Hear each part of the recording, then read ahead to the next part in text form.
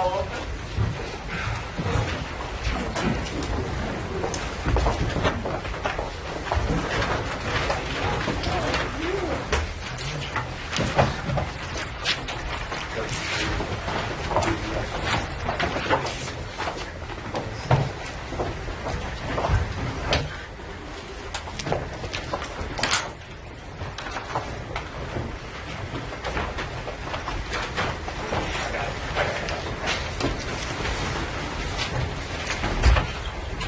We have all of our jurors with us now. Welcome back. And Ms. Zipper, whenever you're ready, you can call your next witness. Yes, Your Honor. The people next call Kyle Kraska.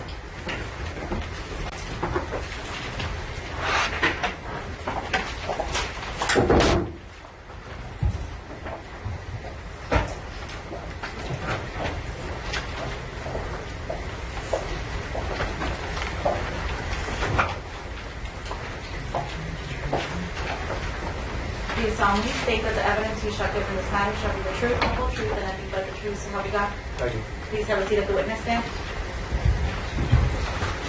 Blue circle on the upper half of that exhibit. Right here. Yes. That's my street. That's my exact address. All right. Thank you. And is that in the city and county of San Diego? Yes, it is. Now next,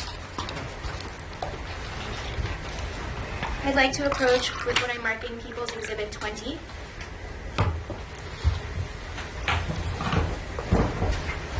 Do you recognize this photograph?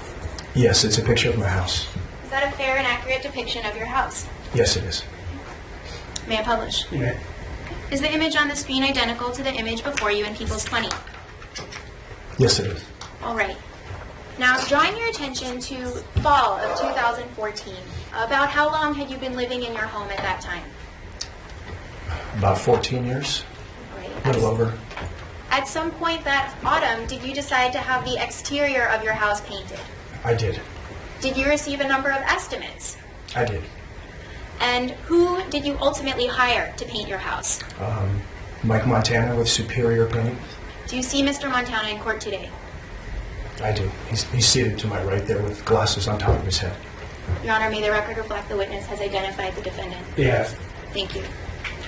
And why did you choose to hire the defendant over the other people? I did some evaluation. He had left a business card on the front door of my house, and I called him and had him give me an estimate along with a few others. And the estimate was a reasonable offer, and he also could start right away, and he seemed enthusiastic about doing the job. So I wanted to give him an opportunity, and I was hopeful he'd do a good job. When you say that you received a number of estimates, do you recall the exact number that you received? I think 3 or 4. All right. And have you had work done on either this home or other properties before? Yes, I have. Several times? Yes, I have. And is it your habit and practice to get more than one estimate if you're unfamiliar with the contractor who's going to do the work? Absolutely. All right, thank you. And have you ever in the past documented the work that other contractors have done on your house? Absolutely. Okay. And is that your habit to do so? Yes. Why is that? For many reasons, I enjoy the progress of work. Even if I do the work myself, I'll take photographs along the way so I can see how it looked at the end versus the beginning. All right. And also just for documentation purposes of making sure that the progress is what I anticipated it was going to be. All right. And in this case, did you end up finishing the painting job on the exterior of your home? Did I personally end up finishing it? Yes. Yes. Well, I'd like to say it's not completely finished. There's still some things that need to be done even this long later, but yes, I did the majority of the work. All right. And did you document your progress at that time? Yes. Okay. And in this case, did you document the progress of the defendant's work on your house? I did. What was it that the defendant drove? He drove a white van with the insignia of his company on the side, Superior Painting. Approaching with People's 11 and also projecting it onto the screen. Is this the van you're referencing? It is. This photograph, that is a different picture than the on the screen, but the same. I apologize, Your Honor. Sorry. Same van. Yes, same van, different photograph, but same van. All right. And do you recall roughly when you hired the defendant? I believe I hired him in October of 2014. Do you recall the terms of your agreement? Roughly, yes. The terms of the agreement, the entire job would be $3,000. He wanted $800 up front, and the remainder, $2,200, would be due upon completion of the work. All right. And did you agree to those terms? I did. Approaching you with Peoples 19.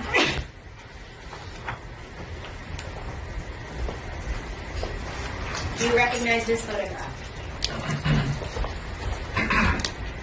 Yes, I do. What's shown there? This is my checkbook register, and it shows in my handwriting that I had written a check, check number 4070 to Superior Painting for $800. All right. May I publish? Yeah. Is that a fair and accurate depiction of the check ledger as shown in the exhibit? Yes, it is. All right. Thank you.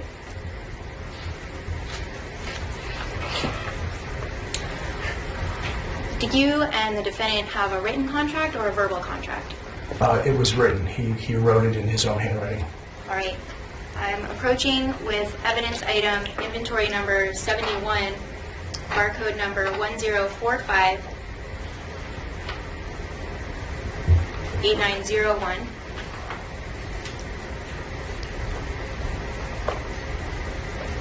And would you please open this envelope?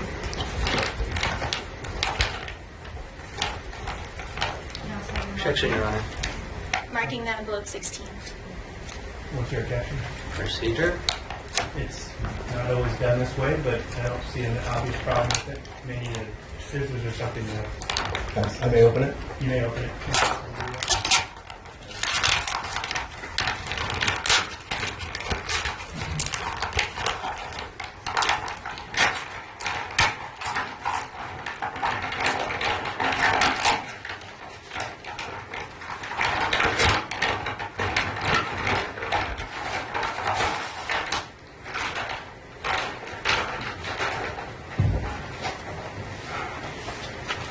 And what was inside that envelope? Is that a folder? It is a folder. It's got a business card, Superior Painting, on it. Is that a folder that you kept with documents pertaining to your house painting work that was going on? Yes, it has my name, it has my address, and it has my phone number on it. All right. Is there an estimate or a contract inside that envelope that the defendant wrote and provided you? Oh, okay, yes. Yes, I do see it here. There's instructions at the bottom. All right. May I approach? You may. I'm going to mark that estimate as People's Exhibit 18, and I note that it also has a Superior Painting business card stapled to it. That's not how it should be marked. I'm sorry. Sorry. Can I see a copy of it too?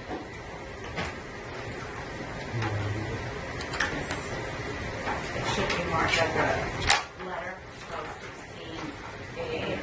Okay. We won't mark it at that time, at this time, but referring to that document. Is that the estimate that the defendant provided you with? Yes, it is. And what were the terms of the agreement? At the bottom it states $800 on 2 days of work, balance upon completion, total $3,000.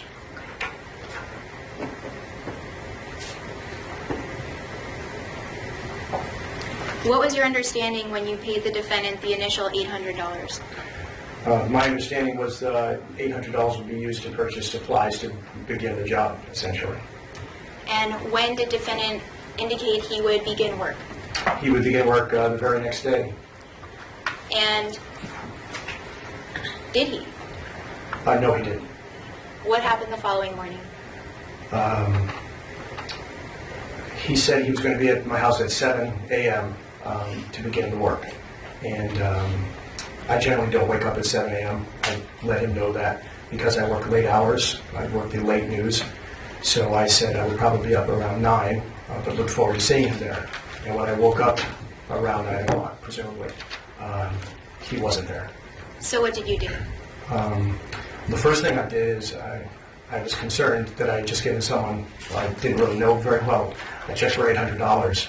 So I checked in with my bank. I don't know if I think I called them, either called or checked online, but I think I called to see if the check had been cashed, and it had. All right. What did you do next? I called Mr. Montana. Did you reach him? At some point I did. I think I did right away, but it's possible I could have left a message and he called me back, but I'm pretty sure I reached him right away. All right. At some point that morning, did the two of you speak? Yes. All right. And did you express your disappointment that he wasn't at work that day as promised?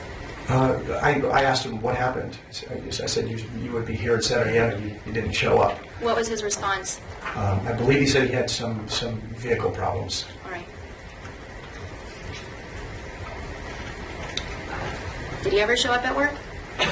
He showed up the following day. All right. And how did work proceed that day? Slowly. Were you home that day, or were you working, if you remember? I was home in the morning. I generally am home in the morning. And yes, I probably woke up a little earlier the following day just to see if he did in fact show up. And he did. And he was working on I think a pressure washer he was trying to get started. Okay. And you had indicated earlier you've had numerous contractors do work for you. Had you ever had your own house painted before? No, I haven't. All right. And I'm referring to the exterior. Yes, of course. Okay. So you said you saw the defendant working with his power washer. How did things proceed from there? You mean it's with the pressure washer he was using? Yes. Well, he couldn't get it started. All right. What happened then? He asked me if I had some starter fluid because he couldn't get it started. Did you have starter fluid? I did not. All right. So what happened? He told me he was going to have to leave to go get starter fluid to try to get it started. All right. And did he leave and return? He did. Presumably with the starter fluid? Presumably, yes. It seemed like he was spraying it on the power washer, the pressure washer. All right. What happened next?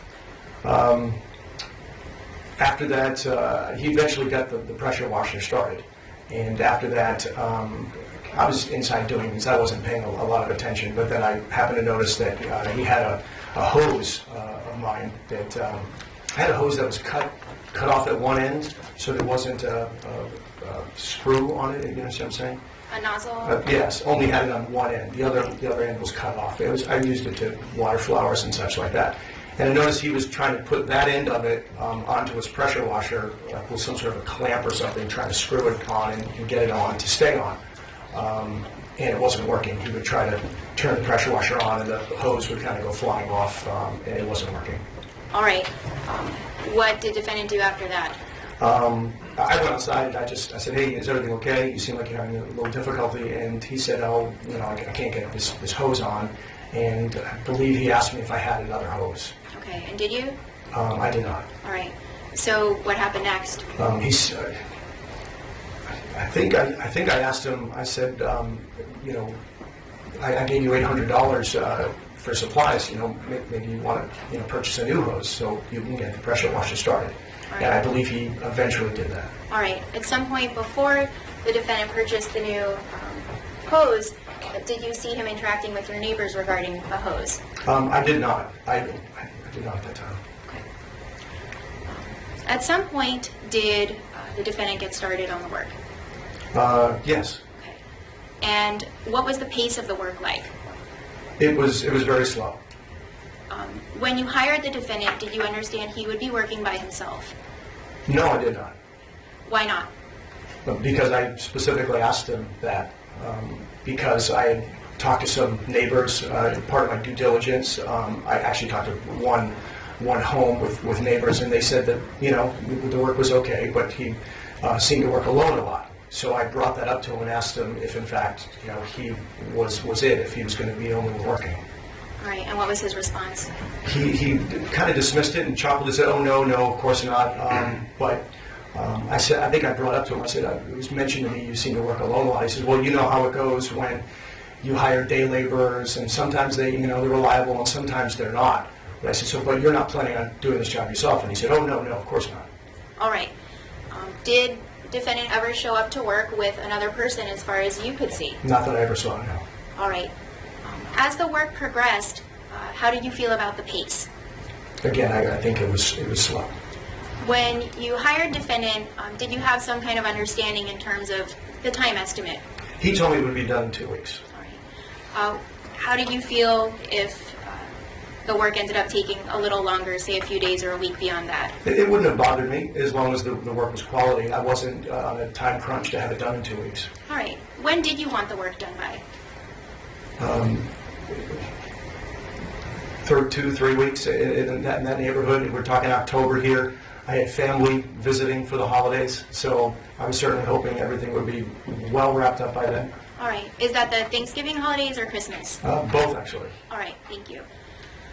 All right. And what was the quality of the work from your observations? It was careless. Why do you say that? One of the first things I noticed was that the lack of drop cloths seems like a standard tool for a painter, and there was really a lack of drop cloths being put down in different areas. So I noticed that there was quite a bit of overspray on things like my lawn. I have a back patio, and it had recently been restained, and there was white paint all over that, over sprinkler heads, over doorknobs, over fences. It just seemed there was a real lack of care as far as protecting things that were not supposed to be painted. All right. And you mentioned earlier that you own or have owned in your life other properties. Is this home in Scripps Ranch your actual residence? The one we're speaking of here? Yes. Yes. On that Bennett Court, yes. All right. Thank you. All right. Approaching with People's Exhibits 17 and 18.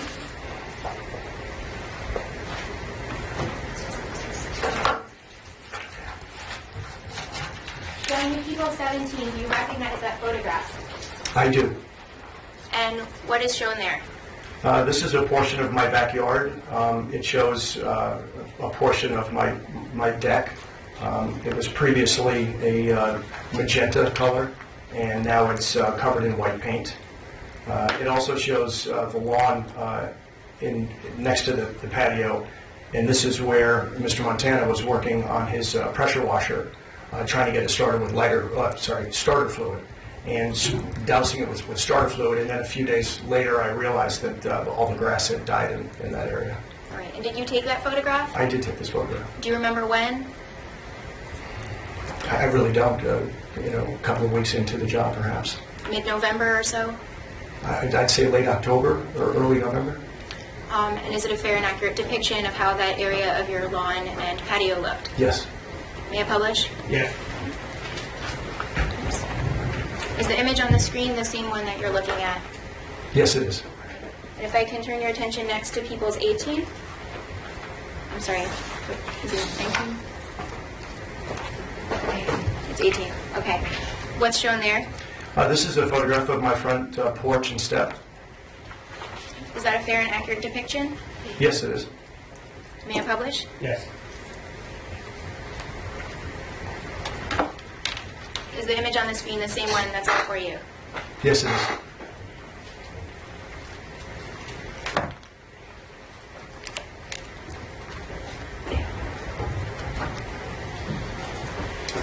Madam Clerk, I appear to be missing 19 and 20.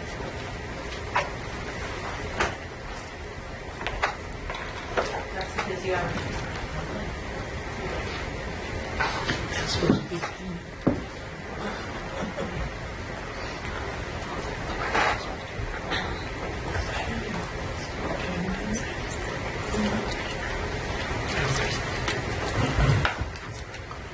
I'm told it's because we already used them. If I could turn your attention to People's Exhibit 21.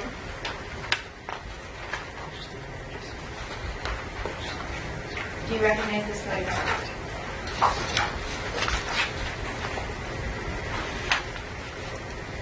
Yes, I do. And what's shown there? It's a receipt of a purchase from Lowe's Home Center. Is it a purchase that you made? Yes, it is. Why did you make that purchase? There's numerous things on here, including I see a couple of paint brushes, latex paint, and other various items. What's the date on that receipt? The date is December 16th, 2014. Right. And is that a receipt that you obtained when you went to Lowe's to purchase Yes, Phoenix yes, it has my clothes? signature on it. May I publish? Yes. The image on the screen, the same one you're looking at. Yes, it is. All right, thank you. So, turning again, we'll jump back to the time period between the damage to the property and when you ended up going to Lowe's in December to buy painting supplies. So I'd like to talk about how we got from A to B.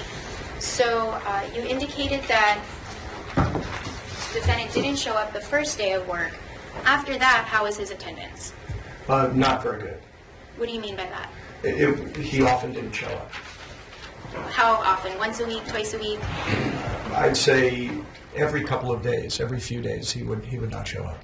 Would he let you know the day before, hey, I'm not going to be able to make it tomorrow? No, most cases, no. And I specifically asked him that. I said, I understand things happen. If something happens and you can't show up, could you please just let me know? At some point, did you make a video of the weather on one of the days that the defendant failed to show up for work? I did. Why did you do that? Because the previous day he had told me again he was going to show up first thing in the morning and work real hard. I mean, he was enthusiastic at times, like, I'm going to get this done. I'm not going to take any more time off. And I said, great, look forward to seeing you tomorrow. And one day he didn't show up again. And I called him and asked him why, and he told me because it was raining and that he couldn't paint in the rain. And was it raining at your house? It was not. It was a partly sunny day. It was a nice day, a warm day, and it was a nice day. Was it your understanding that defendant lived very, very far away from you? I'm not sure exactly. I think he had mentioned Lakeside, but I don't know for a fact where he lived. Still within San Diego? Oh, absolutely, in San Diego County, yes. All right, thank you. So, during the time when defendant was regularly not showing up for work, getting paint and starter fluid on things where they didn't belong, was he also asking you for money? He did. Can you describe, if you can recall, the first time he asked you for extra money? Yeah, we were a short time into the job, and at some point he came to me and he says, hey, I need you to give me more money. And I said, okay, why? And he said, I need more supplies. And I said, okay. I thought my understanding was it was $800 up front for all your supplies, and then the remainder of the amount would be paid when the job was complete. And what was defendant's response to that? He just said he had spent the money and he needed more. All right. And what did you say? I told him, I said, how about if you provide me the receipts that show that you've spent the $800 on supplies for my home, and if you can provide me with those, then we can talk about giving you more money. Did defendant ever say to you, I need extra money for this specific reason? When it came to the supplies, no. I'm sorry, the additional times where he said, I need more money, did he always say that it was for supplies? No, the first time he did.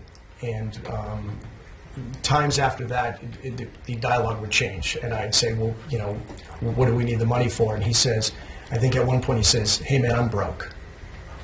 Did he ever tell you, I need it specifically to buy gas, to buy groceries, anything like that? No. Just offered that he was broke? Correct. All right. And at some point, did you ever provide him with an extra advance on the contract beyond the $800 paid? No, I did not. Was it your understanding when defendant would ask you for money that he wanted an advance on the $2,200 due upon the completion of the work, or that he wanted money above and beyond that amount? At first it wasn't clear. I wasn't sure exactly what he was asking because he was pretty vague about it. But then at one point, I recall, I said, I believe we had an understanding and I would just like to stick to the contract. And he at one point said, it's not enough. And did he elaborate on that? No, other than I remember another time when it came up and he told me, I think he just said something like, your house was a dump. To you? To me. Okay. And in your opinion, was your house a dump? No. No, in fact, when he first did the evaluation of my house and walked around, he says, wow, your house is actually in pretty good shape. This isn't not going to be a problem. And you make a point to take good care of your home. I do.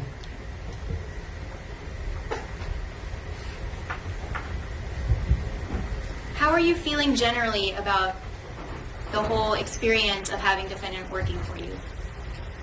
You mean considering that I was shot? Prior to that, I'm sorry. Okay. So still in the fall of 2014, with the slow pace of the work, the damaged property to your house, and the request for additional money, what was your overall sense? Well, the work was poorly done. It was done slowly. It was done carelessly. But because of the fact that I've done other work to my home, and as you mentioned, to other properties, sometimes things happen, and you don't get emotional about it. You just try to get to the end point. You know, you try to just get the job done. So I was obviously very disappointed in the way it all happened, but you know, eventually I was able to complete the work, and I was satisfied that I was able to get the house back together the way I wanted it to be. All right. At some point, was it your understanding that the defendant quit the job? Oh, absolutely. Can you please tell us about that conversation? Sure. Numerous times, like I said, he had said that he needed more money, and I asked for receipts, and those were not provided. And then he would work a little bit more, and then he would say, I need more money, and then he would say, oh, I'm sorry, I'm gonna finish this job, I'm gonna get it done for you. And then finally, one day he just said, we have a problem. I came back into the back of the house, and said, hey, how's it going today, Mike? And he says, we've got a problem. Can I stop you there? Sure. Do you recall what time of day that was? I really don't. Okay. I'm sorry. That's all right. All right, so go on. You went into the yard. So he said, we have a problem. And I said, what's the problem? He says, I can't finish your job. You're gonna have to get someone else to finish the job. What was your response to that? I questioned it. I said, what do you mean? What's the problem? He says, I need to go get other jobs. And at that point, was that after you'd already paid the defendant the $800 and he'd... Oh, absolutely. Yeah, the $800 had been paid quite a long time before that. Did you fire defendant, or was Oh, no. that the extent of the conversation? No, he said, I'm gonna have to. He says, I have to quit. I have to go take on other jobs. I need to go make some money. And I said, well, you know, if you finish this job, you're going to get paid $2,200. So why don't we just get this job done? You know, we haven't been working a whole lot. We've taken a lot of days off. Why don't we just get this job done? And, you know, I'm going to write you a check for $2,200. And he says, no, I'm just going to go have to take on another job. And I said straight to his face, I said, so you're telling me you're quitting? He says, yes, I'm going to have to quit. And I said, okay, if you're quitting, there's not much I can do about it. I understand. And I'll have to find someone else to finish the job or do the work myself. All right. After that, did the defendant say anything further? Not at that time, no. All right. During that conversation, what was defendant's demeanor like? I wouldn't really categorize it as anything. He didn't seem upset. He seemed okay about it. All right. Was there anything at all about that conversation that led you to anticipate what unfolded later? At that time, no, not at all. You indicated that there were many days where the defendant didn't show up to work or he spilled paint on your property. Did you address those issues with the defendant? I asked him, I'm sure, when there were things being oversprayed, I said, hey, you know, any chance we could put some drop cloths down to prevent this from happening? You know, we've got some issues with overspray. And his response was always, oh, I can fix that. I can fix that. Okay.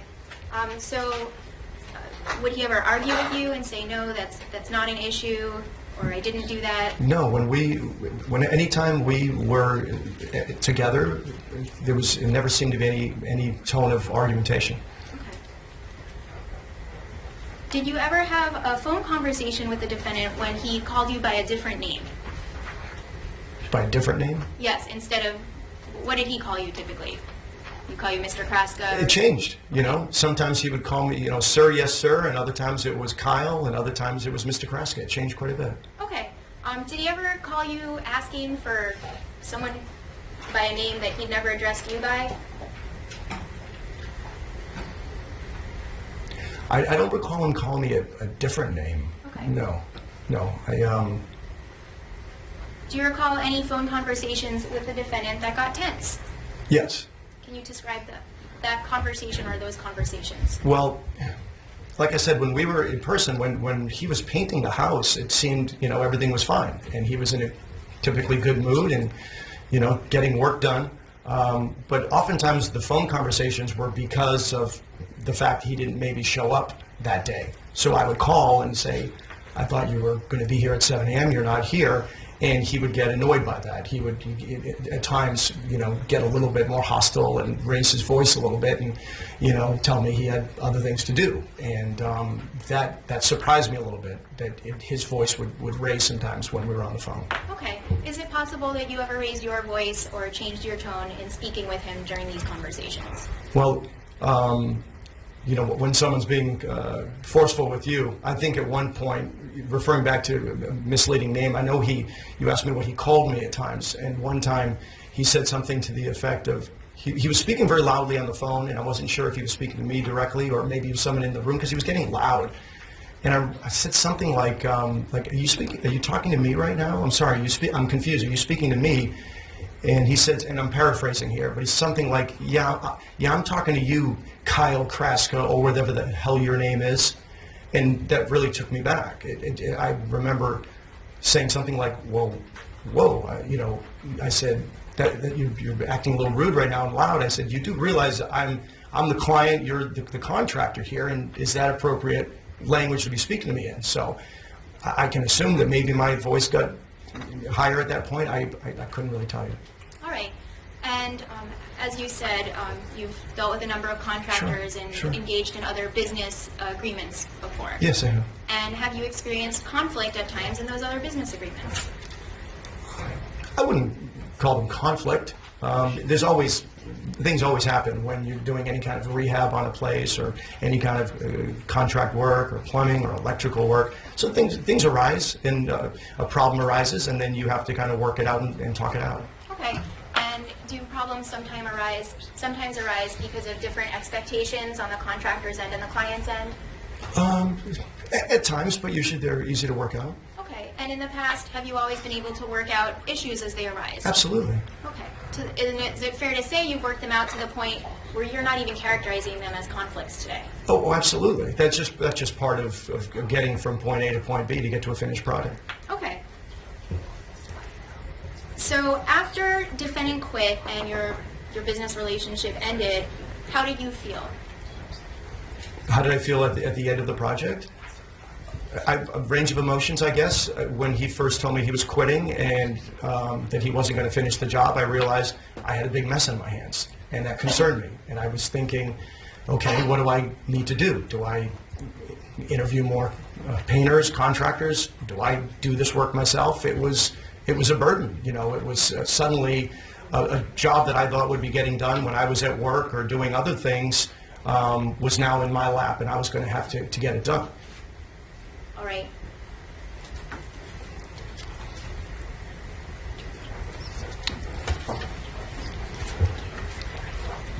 Do you know about what % of the job was done when the defendant quit? It'd be hard to categorize it exactly, but far less than half of the job, maybe a quarter. And if I can categorize that, meaning that not only was the job not complete, but then there are now many other things to do. Fences needed to be repainted, a deck needed to be redone, grass needed to be resodded, front porch needed to be, redone. There were a lot of additional things beyond what the original job was. Was it any one piece of damaged property that was disappointing to you, or was it the accumulation of the grass, the tile, the patio that bothered you? Yeah, it was just the scope of the work. It was just a lot of things that accumulated that now needed to be done. All right. After defendant quit, did he leave that day?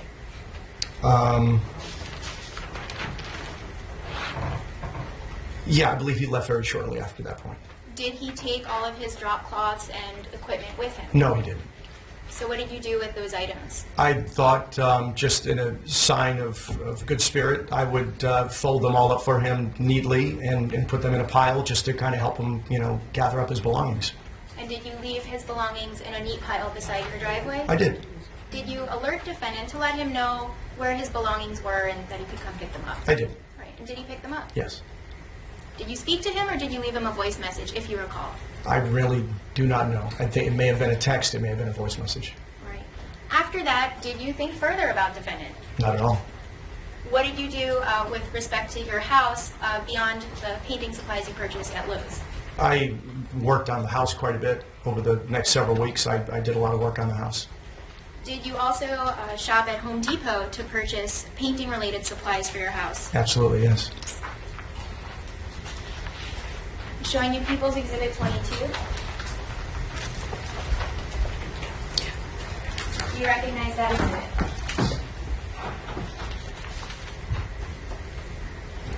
exhibit? Yes, this looks like it is actually my Visa card monthly statement. Okay. And are there purchases at Home Depot reflected on that statement? Yes, there are several. 1, 2, 3, 4, 5 of them. May I publish? You may. Thank you. And is that the same image shown Yes. in the exhibit? And you agree that significant portions are redacted, but the Home Depot purchases are reflected? Yes.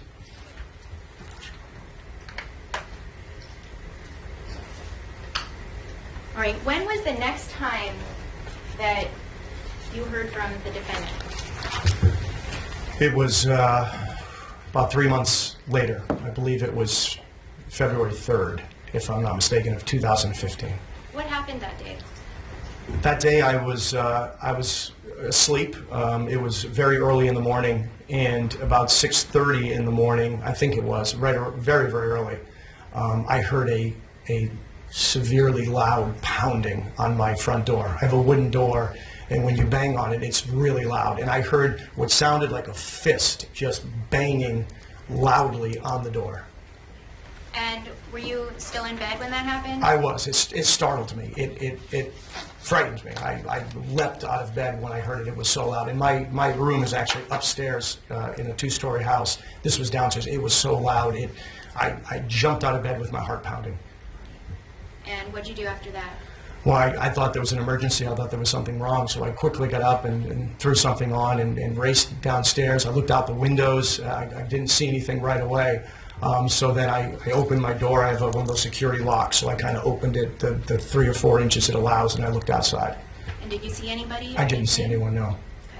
Okay. Was there anything on your doorstep or in your mailbox? Yes, I looked down and I noticed that there was a folded up piece of paper that was underneath my front doormat. I'm marking the envelope with barcode 10456373. Inventory item 41 is People's Exhibit 23 and approaching. Can you please open that envelope and let us know if the scissors? You can open it.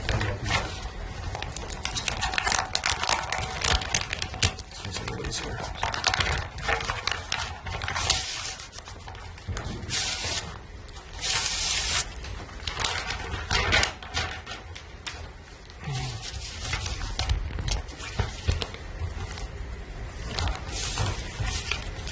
And do you recognize the contents of that envelope? Yes. What are you holding there? This is the letter that I found underneath the front doormat that morning when I opened my door, and I picked it up, and it's a letter that is handwritten by Mike Montana. Is it signed by Mike Montana? It's signed Mike, yes. Do you also recognize the handwriting? Absolutely. How do you recognize it? It's the same handwriting that he wrote the original contract to paint my house in. All right. And when you found the letter, was it just like that, a single piece of loose leaf, or was it in an envelope? I honestly don't remember. I think it was just folded up like this. All right. Would you please read it to us? Yes, it says, Kyle, you're using the paint job I gave to your home, but you owe me $2,200 for it. The work is good enough for you to keep using it. It's in your best interest to pay me the money you owe me. Please mail the check to Mike Montana, P.O. Box 327, Lakeside, California, 92080. I'll have to use legal action if I don't receive the payment in full, $2,200. Please don't lie to me anymore. Thanks for your time, Mike. Some questions about the contents of the letter. So first, defendant mentioned legal action in the letter. Had you two ever discussed legal action prior? When you say discuss, it was one thing that Mike seemed to bring up a lot. When he quit the job, and we talked on the phone after he quit the job, and he said to me, he said, "You're not going to sue me, are you?" And I said, "No, of course not." I said, "I'm not a litigious person." I said, let's just move on." I said, "This didn't work out for the both of us, but I wish you the best, and hopefully we both learn something from it, and we move on." But and then he also said, I remember, he said, "It would be bad for both of us if you decided to sue me or take me to court." I don't remember the exact language. And I again said, that's not something I'm interested in doing. I've never sued anyone. I said, "No, there's nothing to worry about there." All right. Did you ever raise the issue of litigation or lawsuits with the defendant? No, I never did. Other than the incident where the defendant quit, had he ever referred to lawsuits or litigation in any way with you?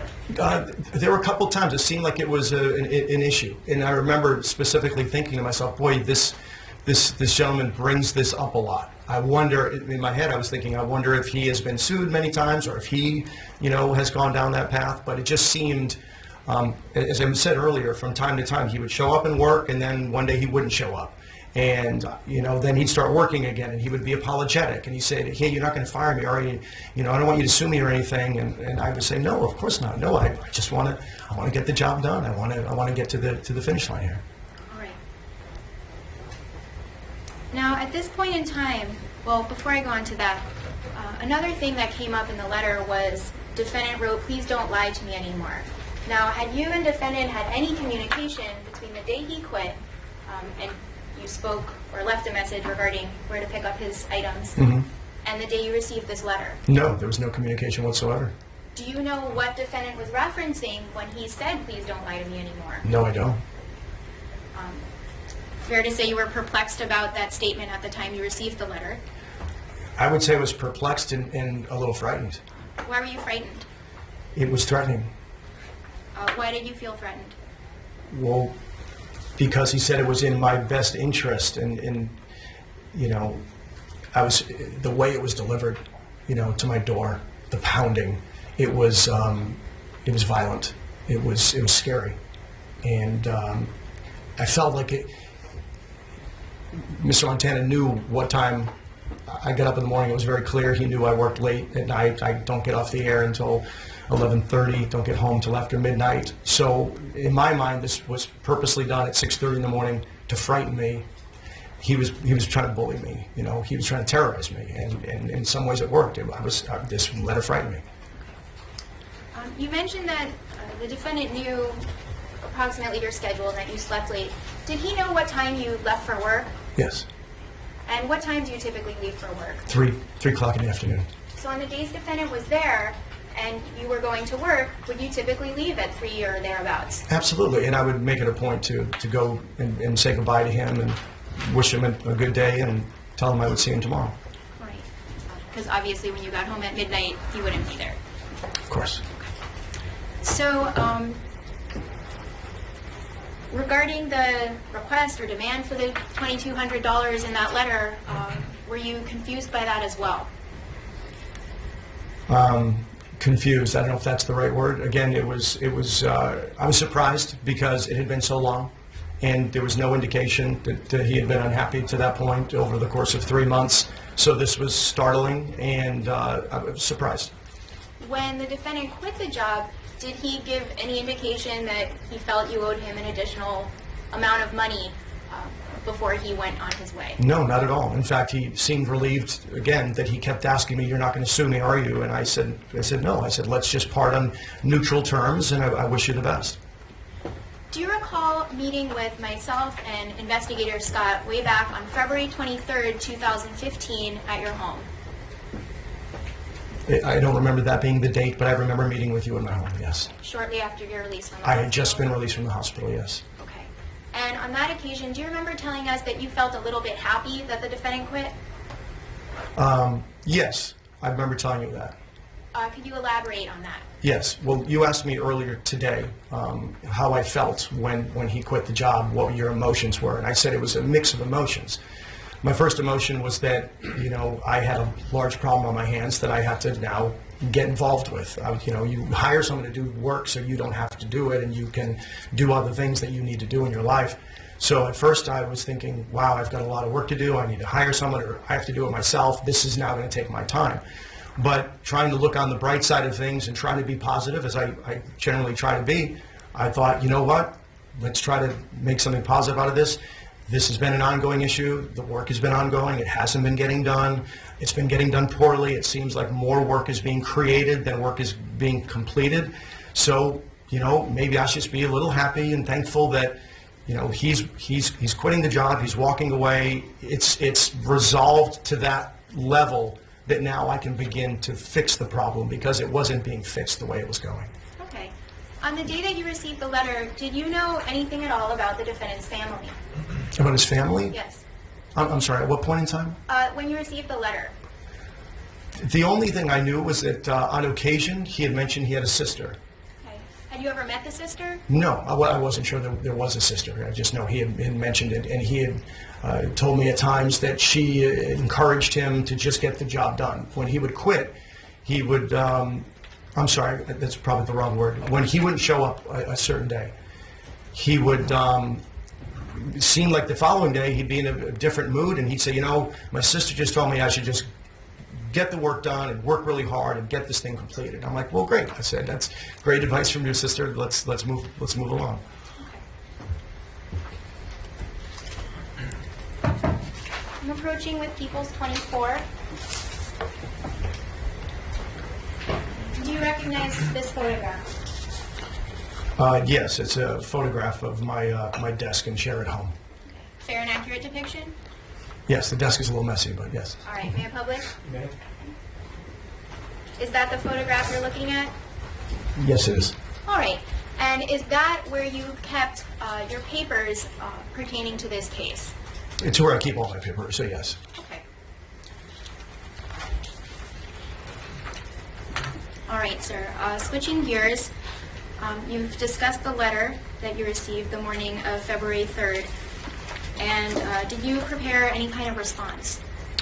Yeah, not right away, but I believe I got a phone call, a message, a voicemail or something from Ms. Montana shortly after that seemed threatening. Again, you better pay me the money or something to that. I don't remember the exact contents, but I remember it was some sort of threatening phone call.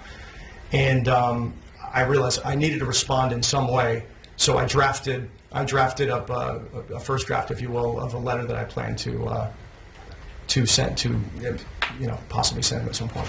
Before you received the phone call, were you planning to respond in any way? Well, yes, I certainly did not just want to not respond. But again, reading this letter and the manner in which it was sent to me, I was very concerned. So I wanted to make sure my response was an appropriate one. All right. And I'm marking inventory number 40, barcode ending 6358 with People's 25. Can you open this envelope, please? Yes.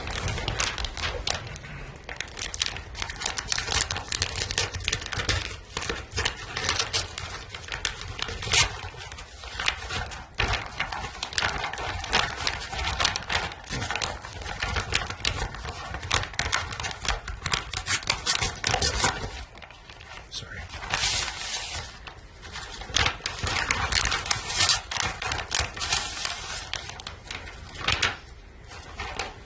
Can you tell us what you located inside that envelope?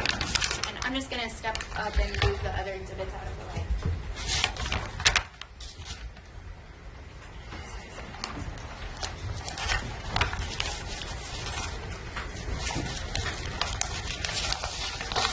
Thank you. All right, so what did you find in that envelope? I found a letter that that I had drafted, and it's got a lot of stains on it. You seem emotional. Can you explain that, please?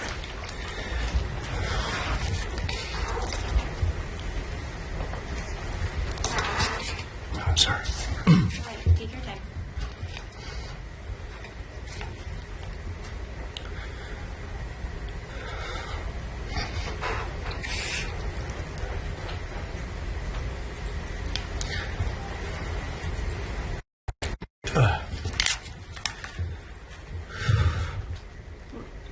Let me ask you a different question.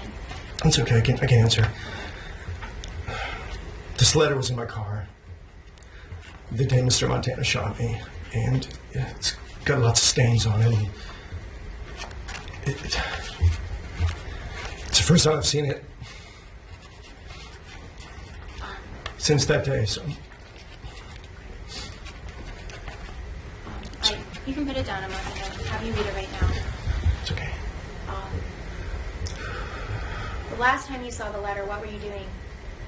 I'm sorry. The last time you saw that actual physical letter, what were you in the process of doing? The last time I saw it, I'm assuming the last time I saw this letter, I put it in my car, and I was getting ready to go to work. So let's talk about that. Was that at a few minutes after 3 p.m. on February 10th? Yes. And did you have a typical work evening scheduled, or did you also have a promo shoot before you went on the air? Yes, I was going into work because exactly right. I had a promotional shoot that I was a part of, and so I was going into work. I brought some extra clothes, and was going in basically what you call camera ready. All right. Why do you bring extra clothes to something like that? Because sometimes the folks that are conducting the shoot, the photographer, the videographer, they would like different outfits. So sometimes you bring in a couple of different options. All right. And where do you keep your car? I keep it in my garage. And what kind of car is it? It's a Mercedes. All right. And what's the license plate? The license plate was Aviator, I believe. Okay. And did you make it to work that day? I didn't. Would you tell us what happened after you got out of your garage and back down your driveway? Just the first thing that happened. We'll take it step by step. Okay. As I was backing out of my driveway, I heard screeching tires, engine revving. It looked in my rearview mirror, and I saw a white van headed right for the back of my car. Did you recognize the white van at that time? I did. Whose van was it? It was Mike Montana's. The Superior Painting van? Yes.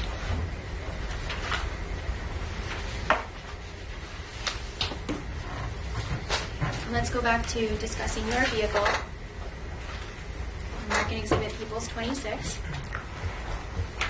Approach.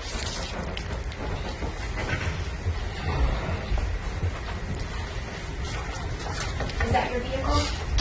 Yes, it is. May I publish? You may. Thank you.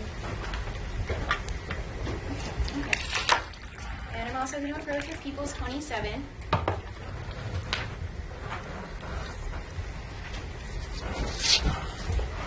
And is this a view of your vehicle from the side?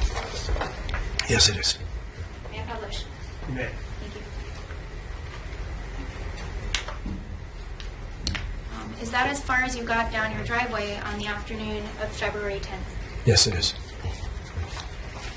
So you indicated the screeching tires and the defendant's van. What happened next? Obviously, I hit the brakes and stopped my car right where it is. And I could see Mike Montana driving the van. And he got out of the car very quickly and rapidly and started heading right for my car. Were you surprised to see him? I was, for the most part, but again, considering the threatening letter from a week earlier, it wasn't a total shock. Right. Did he approach your driver's side window? He did. Was it rolled up when he first approached? Yes. And what, if anything, did the defendant indicate you should do? He had a very stern look on his face and was motioning with his hand up and down like this, kind of like a, come on, like put your window down. like that, in a very, like again, a very stern and deliberate motion. And Your Honor, may the record reflect the witness opened his right hand, open palm, bent at the elbow, and moved his arm up and down from about shoulder to waist level. Other than that, I thought he might have been using his left hand. He did use his left hand, I apologize. That's otherwise what he was doing. I think that's accurate. Thank you. And are you left-handed? I'm not. All right. So after defendant indicated you should roll down your window, did you? Just a small amount. And what did the defendant say at that point? He came right up close to my window and said, "You should have paid me my $2,200. Then what happened? He then moved very briskly just past my door. It's actually on the other side. But he moved to the windshield, and he did something with his hand. He moved his hand over the windshield and looked like, I didn't see what was in his hand. Maybe been a camera or something, but it looked like he flashed something through the windshield at me. And it was very confusing. I saw this flash, and I'm thinking, what was that? What's going on here? Was that your windshield or his windshield? It was my windshield. Okay. Yeah, right on the driver's side, right up against the windshield. And then what happened? And then he very quickly after that walked past me by my driver's side door, and he kind of went into what you consider the blind spot on a car, just right close to me, but right behind me, outside the car. And then the next thing I heard was a tremendously loud bang, like the shot of a gun. Did you see a gun at that point? I did not at that moment, no. What happened after that? He then immediately from that point started walking past me again toward the front of the car, and that's when I saw in his hand that he had a very large handgun. Can you further describe the handgun you saw? It was big. It was big and scary. It was steely gray. It had a big barrel. To me, it was just one of the biggest. I'm not a gun person. It just was one of the largest handguns I had seen in person. All right. And when you saw that handgun first, what did you do? I didn't do anything. I was honestly kind of frozen.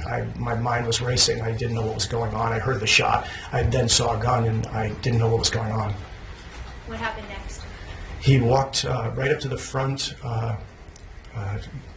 tire of my car, the front wheel of my car. So this is just in front of me. This is just a two-seat car, and now he's at the wheel, and he pointed the gun directly at the front tire and fired the gun again.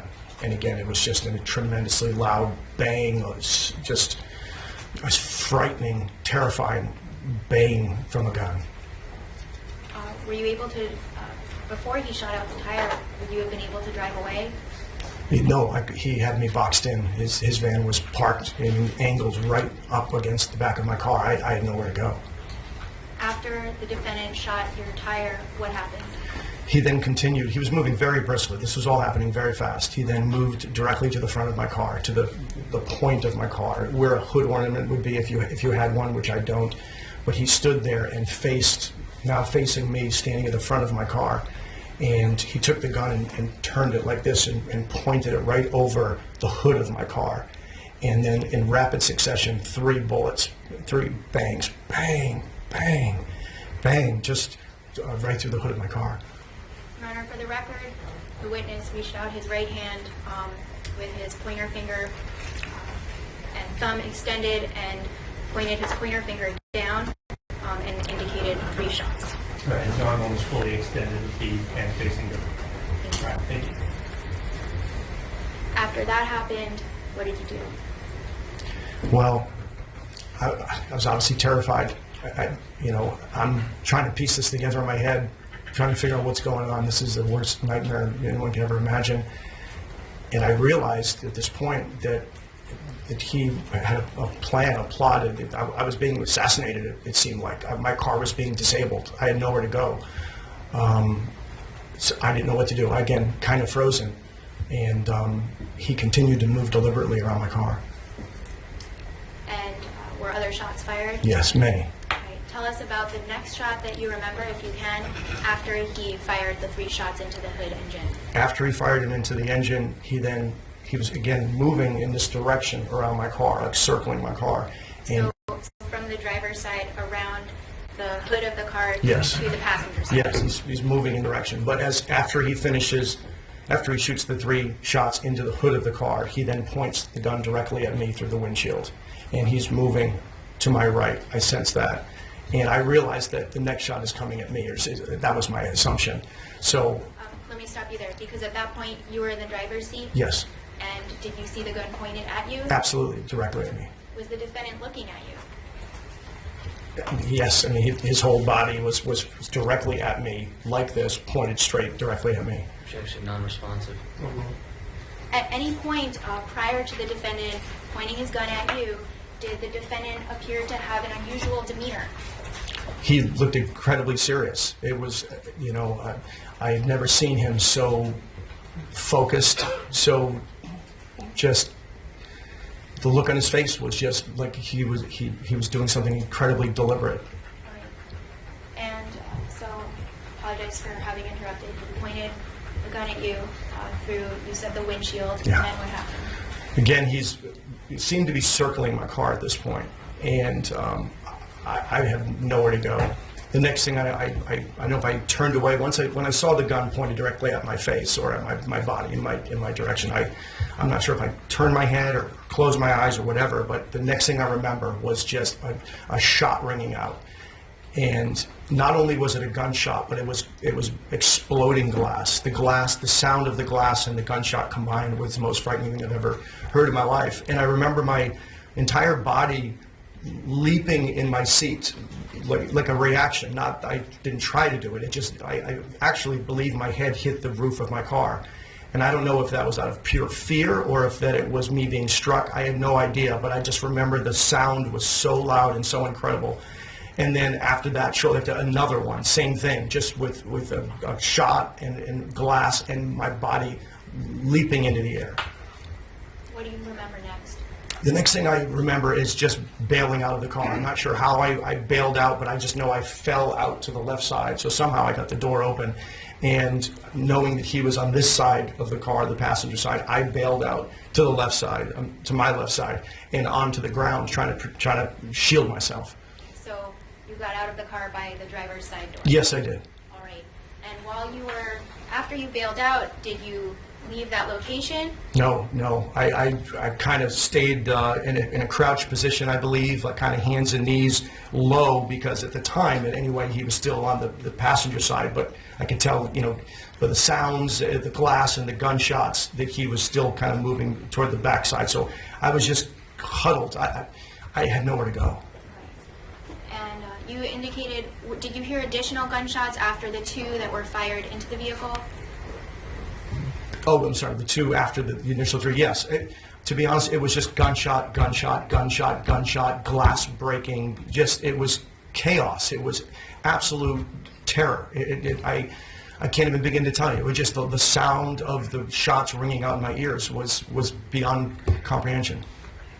So as you crouched beside your car, was your back to the vehicle, and were you facing Angelique?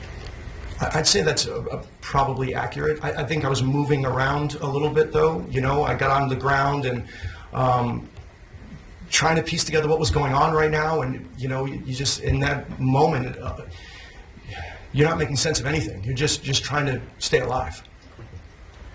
As you were crouched there, did you see the defendant coming in toward you? I sensed him, yes, coming. It felt by the pattern he was moving in and coming around the car, whether it be by the gunshots or the glass sounds or peripheral vision, I sensed he was coming now to the back of the car. He was now in the rear of my car. And at some point, did you actually see the defendant as you crouched beside your car? I saw pieces of him coming back to the driver's side rear of my car.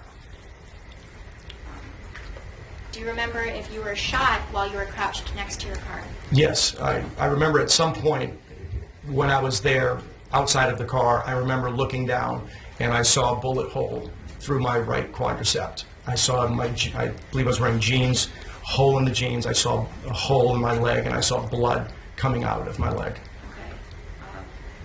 large amounts of blood? Yes. All right. And did you notice that before the defendant came back around to the driver's side? Yes. And do you remember the defendant approaching you as you were crouching there, or not? I remember him moving toward the back of the car, and I sensed that he was coming around the other side to come back over to the driver's side. You indicated earlier that the defendant seemed very focused. Was that the case when he first spoke to you? You should have paid me the $2,200? Absolutely. I'll never forget it. When he got out of his van and started walking towards me, I look in the side view mirror and I just saw the look on his face, and I remember just kind of thinking, uh-oh, that this look on his face was one of just sheer determination. I'll never forget the look. At some point, did you return to your vehicle? Yes, I did. Why'd you do that, if you remember? Yes, because I felt like he was coming back around to the to the driver's side, and he would have another clear shot at me. So I remember just diving back into my car. I dove into the driver's side seat. I dove in to the point, I believe my knees were down on the seat. I was not facing forward and back as you would in a car. I was turned this way, and I got into a fetal position. I wrapped my head in my arms, and I just crouched there in my car, hoping that, again, the car would be between me and him. Okay, so was your back to the driver's side door as you crouched in your car? Yes, again, the door's open, but my rear end, to be honest with you, was probably sticking out a bit of the car, because I just dove in quickly and landed on the seat, and you probably don't fit that way very often. I've never sat in a car that way. Right. And did you hear additional shots after you got back in the car? Yes. Were you able to see the defendant as he was shooting? At that point, no. My head was in my hands, and I was just praying he was going to run out of bullets. And at some point, did it stop? Yes. What happened then? I believe I sensed, whether it was his feet running to the van or the door closing or something, but I sensed he was leaving the scene. I sensed that at that point he was leaving the scene.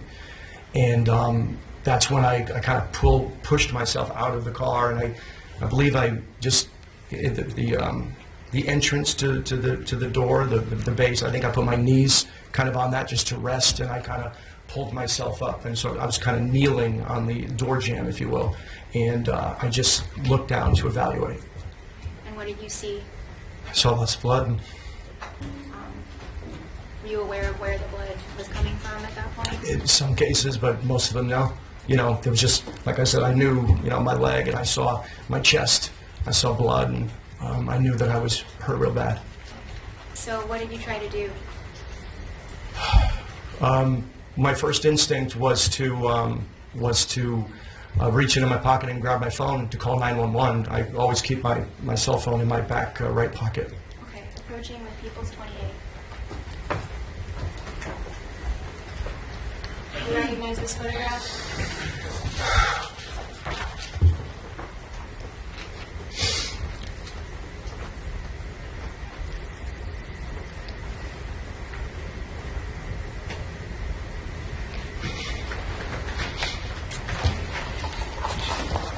Yes. Take a moment.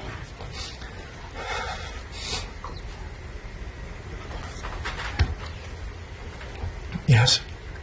That's my cell phone. Is that how it looked when you took it out of your pocket that afternoon? Yes. May publish. Were you able to use your cell phone to call for help? No. All right, you can turn it over. All right. So after you realized you weren't able to call anyone for help, what was your next action? I'm sorry. I remember looking around the cul-de-sac. I live in a cul-de-sac. I remember looking around the other houses in the cul-de-sac just to see if there was anyone maybe home, maybe someone in their doorway, someone in a window that had maybe seen what had happened and they could help me. But it was very quiet. You know, it was just after 3 o'clock in the afternoon, so it was very quiet. There was no one home. So what did you do? I looked over my cul-de-sac is an intersection with Angelique Street, and I realized that if I had stayed in this cul-de-sac, I was going to die there. So I needed to get to the intersection between Avenette and Angelique because hopefully a car would come up the street and find me. Do you remember the journey from your car to the intersection? Your Honor, I'm going to object to the remaining line of this questioning under 352 and relevance. Over. Yes, I do. Can you tell us about that? Yeah, I crawled there. Do you remember if you were able to walk at all, or you just remember I crawling? remember trying to get up at one point just to try to get there faster, and I just remember that it felt like I was very weak, and I just felt like my legs weren't working. Okay. I'm sorry. No, don't be sorry. All right, so at some point, did you make it out to the main road, or the busier road of Angelique? I've made it out just to the edge of Angelique, yes. I made it to the end of Avenette, right where Angelique intersects with it. And at that location, did someone come to your aid? Yes. And was that Gabriella Veldin, your neighbor? Yes. Yes, it was. All right. And do you remember your interactions with her? I remember as I was getting my way over to the intersection, just before I got there,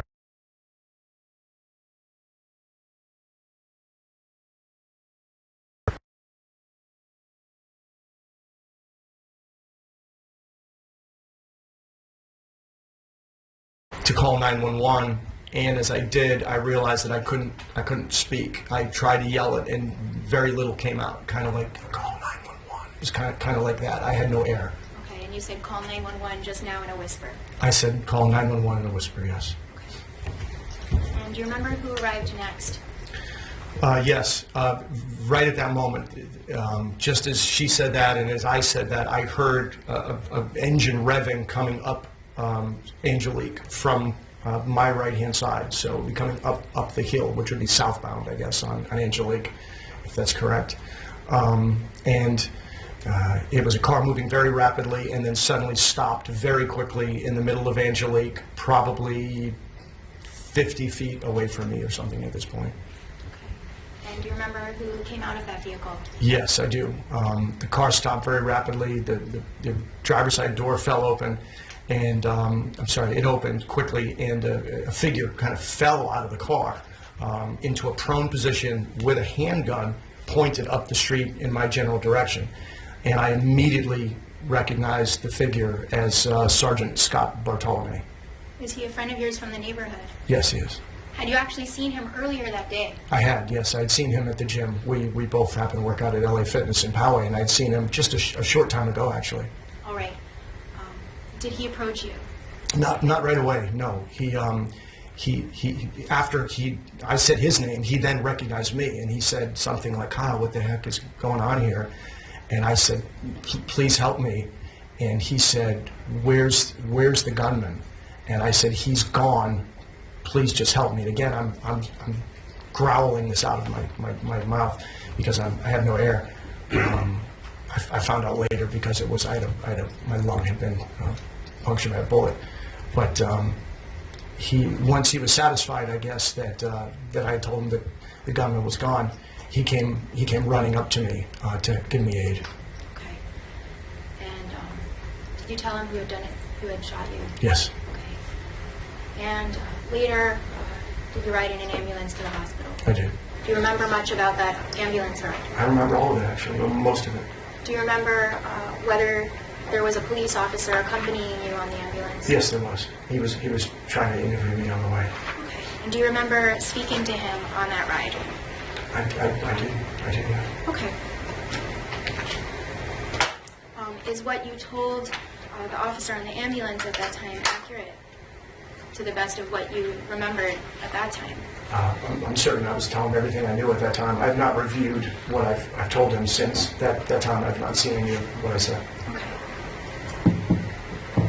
Do you remember arriving at the hospital? I do, yes. And what's the next thing you remember after that? I remember getting to the hospital. I remember the ambulance doors flying open. I remember being whisked down a hallway and raced into a trauma room where suddenly there were 10, 12 doctors and nurses surrounding me. I understand objection as to relevance in 352 at this time. Overruled. What's the next thing you remember after that? I remember speaking to some of the nurses and the doctor. I remember speaking with Dr. Fadi Nasrallah. And you've indicated a number of conversations from the time you left the scene. Do you know whether there was any intervention on the ambulance that made it easier for you to speak? Yes, there was.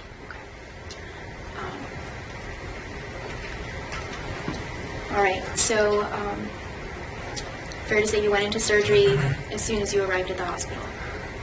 Very quickly, after that, we had a brief conversation, myself and Dr. Nasrallah. He told me I was in really bad shape.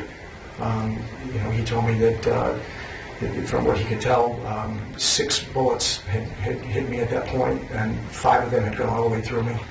That there was 1 still in my body. He asked me if I wanted it removed. I guess legally they have to ask you that. It's amazing. And then he said, we're going to have to put you on there now. Do you have anything else to say? And I said, please save my life. And what's the next thing you remember after you went under from the surgery? I remember waking up. in ICU, surrounded by family. Was that some days later? What I remember, I don't think it's exactly when I woke up. I think I was in a coma for about a week, I think, 6 days, 6.5 days. And when I came out of that, I was still kind of hallucinating from the medication and things. So my recollection of exactly when I woke up, I don't think was exactly when I, in fact, did wake up. Okay. All right. So you said you woke up and your family was there.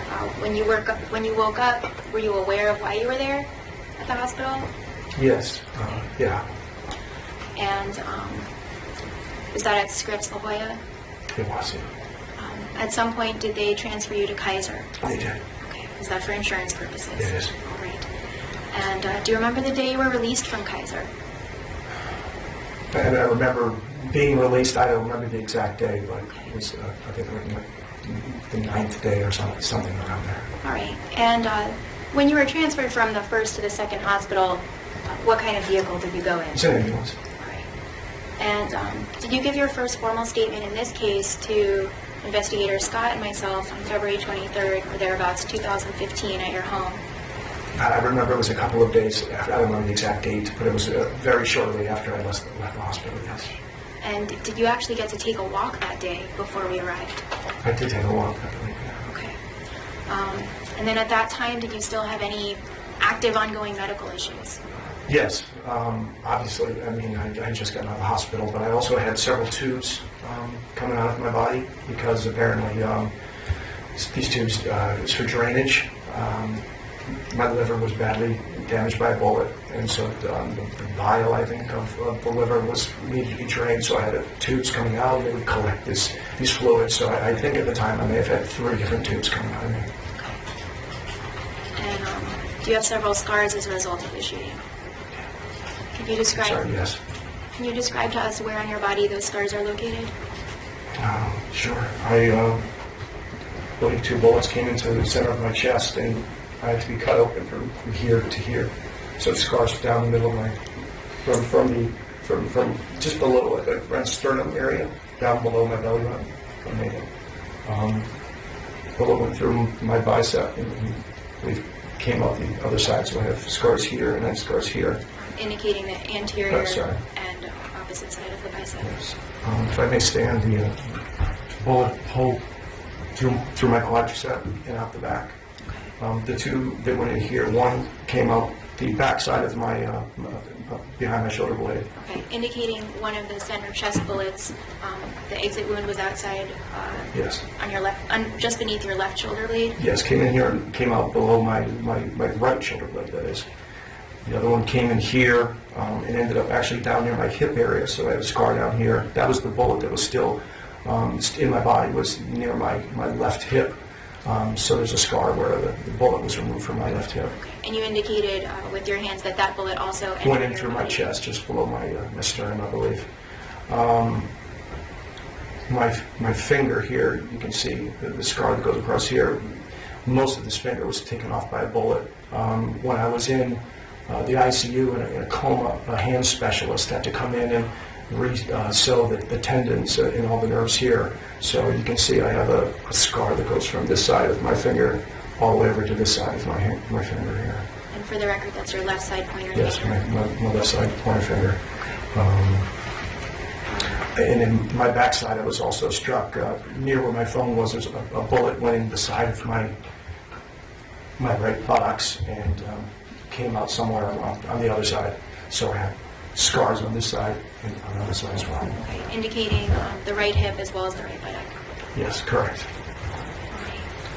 After your release from the hospital in February, did you have to have any additional surgeries as a direct result of this shooting?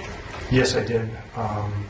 It was in March. I was experiencing massive chest pains and I was having difficulty breathing. And I wasn't sure why. This went on for a couple of days, and I was told by my doctors to come in and have an X-ray done. And the X-ray determined that my pericardium sac, I believe is what it's called. It's the sac that protects the heart, was filling with fluid as a result of the trauma that had happened in my chest. So this pericardium sac was growing much larger than normal and essentially was strangling my heart. So they said they needed to do an emergency surgery to go in and to remove the fluid in the heart, around the heart. And how long were you in the hospital for that? For that particular time, I think it was about five days. Any medical follow-up after that? I've had quite a bit of follow-up from time to time just to check on things. The bullet that went through my right quadricep and came out the back caused I have no feeling below my right knee. It's numb around the bottom of my leg. And lately it's been increasing. I actually have an appointment coming up in I think 2 or 3 weeks with neurology to figure out, the kind of nerve damage that has incurred in my lower leg, because at times I wake up and my toes are numb and things like that. So that's the ongoing right there. And are you athletic? Yes. Right. So do these lasting effects impact your ability to participate in the activities you enjoy participating in? I try not to let it, I try to do everything I can do. I try not to limit myself if I can.